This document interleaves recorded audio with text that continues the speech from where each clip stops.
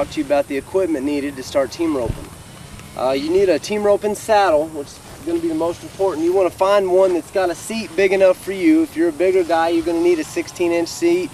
If you're smaller, you're going to need a smaller seat.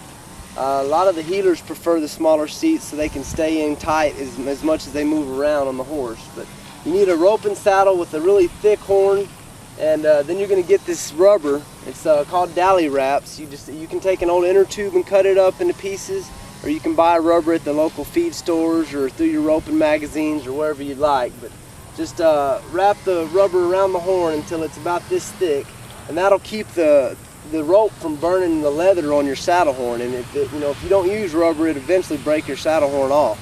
So you need to put the rubber on the saddle horn.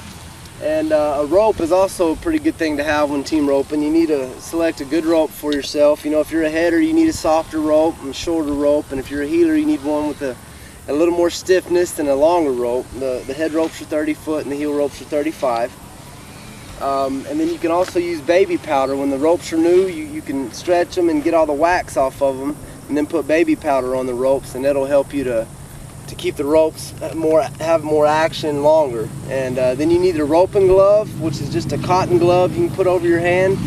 This will just kind of prevent you from burning your fingers or your hand with the rope. If you ever get in any kind of bind and the rope is feeding through your hand and you're trying to get a dally or something, that glove will keep you from getting burns on your hand from the rope. So the glove's also very important.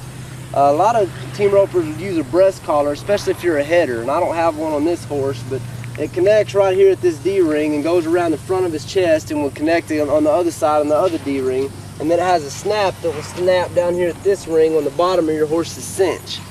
And there's also needed to be a tie down, which a tie down is basically a nose band with a leather strap connected to it that would also clip to the bottom of your cinch here. That'll keep the horse's head down and keep him looking at the cattle.